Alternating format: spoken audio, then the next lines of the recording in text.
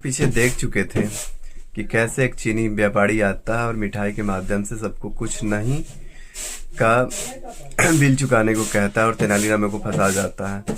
तो तेनालीराम ने बक्सा खोलकर उसे चुका दिया, कुछ नहीं वही मूल्य था।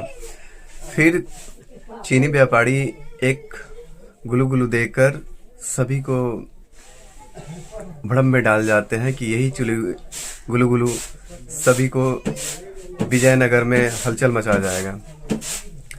फिर आगे हम लोग देखेंगे आज के एपिसोड में कि कैसे गुलू गुलू के पीछे पूरा विजयनगर के वैद्य से लेके महामंत्री से लेके तथाचार्य से लेके यहाँ तक कि महाराज तक पीछे पड़े हुए हैं।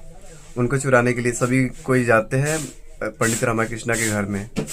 पंडित रामाकृष्णा की पत्नी भी बोलती है कि हमें भी गुलगुलू चाहिए, तथाचार्य की पत्नी भी बोलती है हमें भी गुलगुलू चाहिए, यहाँ तक कि महाराज की रानियां भी बोलती है कि हमें भी गुलगुलू चाहिए। और महाराज भी सोचते हैं कि मेरे पास हो जाएगा तो हम सब सर्वश्रेष्ठ राजा बन जाएंगे। तो सभी कोई प्लान बनाते हैं कि हम गुलगुलू चोरी करने के लिए आज रात्रि को जाएंगे, और रात्रि को जाते हैं चोरी करने। अम्मा सोई हुई होती है तो सभी को एक एक करके गुलगुलू चोरी करने जाते हैं। तभी रमा भी वहां आ जाता है। पंडित रामाकृष्णा को देख सभी चौंक जाते हैं कि आप यहाँ क्या कर रहे हैं। तो वहां एक दीपक जल रहा था, तो उस दिया को पंडित रामाकृष्णा बुझा देते हैं। तो तथाचार्य बोलते हैं रामा आपने ये क्या किया। तो पंडित रामाकृष्णा कहते हैं अम्मा। तभी अम्मा जग जाती है। अम्मा जग कर सभी को लाठी चार्ज करते लगती है। लाठी से सबकी कुटाई अच्छे से करती है। उसके उपरांत सभी पूछते हैं, सब कोई भाग जाते हैं। तो अम्मा पूछती है रामा तुम यहाँ क्या कर रहे थे। तो पंडित रामाकृष्णा कहते हैं कि मैं तो अम्मा ये शोरगुल सुनकर मैं जग गया, और मैं आया तो देखा बहुत सारे लोग यहाँ थे। तो अम्मा कहती है कि कल मैं महाराज के राज दरबार में सबकी शिकायत करूंगी, सबको मेरे गुलगुलू चोरी करने का दंड दिलवाऊंगी। तभी शारदा पूछती है कि अम्मा गुलगुलू है कहाँ। तो वो तकिए के नीचे रखी रहती है डब्बा। तो डब्बे खोलती है तो उसमें गुलगुलू रहता नहीं है। अम्मा डर जाती है, अम्मा बेहोश हो जाती है, सदमे में चली जाती है। तो अम्मा रामाकृष्णा कहते हैं अम्मा दरबार में ही चलो। तो दरबार में जाते हैं। दरबार में पंडित रामाकृष्णा बैठे हुए रहते हैं तथा आचार्य सभी चोटिल घायल अवस्था में सब वहीं बैठे हुए रहते हैं। तो अम्मा कहती है शारदा से कि बताओ इन लोगों को चोटिल कैसे हुआ। तो शारदा कहती है महाराज इन सब से पूछिए कि ये लोग चोटिल कैसे हुए।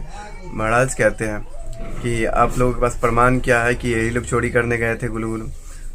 तो अम्मा बोलती है शारदा से इशारे में। तो शारदा कहती है महाराज पूछिए इन लोगों से कि ये लोग चोटिल कैसे हुए।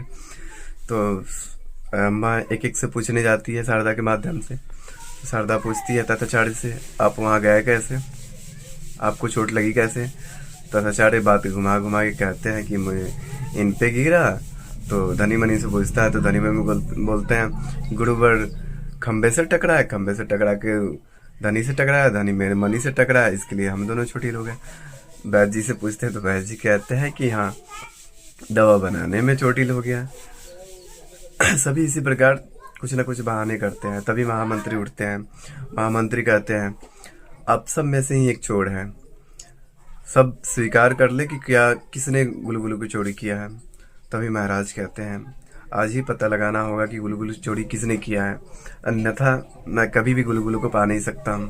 महाराज गुस्से में क्रोध में बोलते हैं जिसने भी ये चोरी किया है वो स्वयं सामने आकर बोले कि गुलगुलू मेरे पास है, अन्यथा मजबूरन हमें दंडित करना पड़ेगा।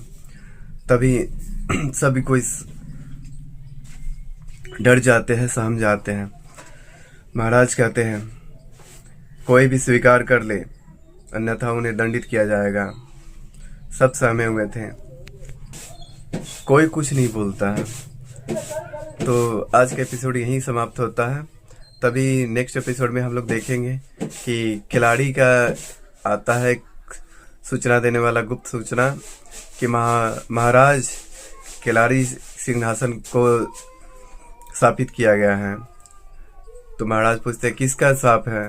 तो खिलाड़ी बोलते हैं कि भेड़िए का शाप है, जो भी उस सिंहासन पे बैठता है उसकी मृत्यु हो जाती है। तो महाराज कहते हैं रामा जाके पता लगाओ कि ये सत्य है या मिथ्या, कि सिंहासन श्रापित है या नहीं। मिलते हैं अगले एपिसोड में, तब तक के लिए जय हिंद, जय भारत।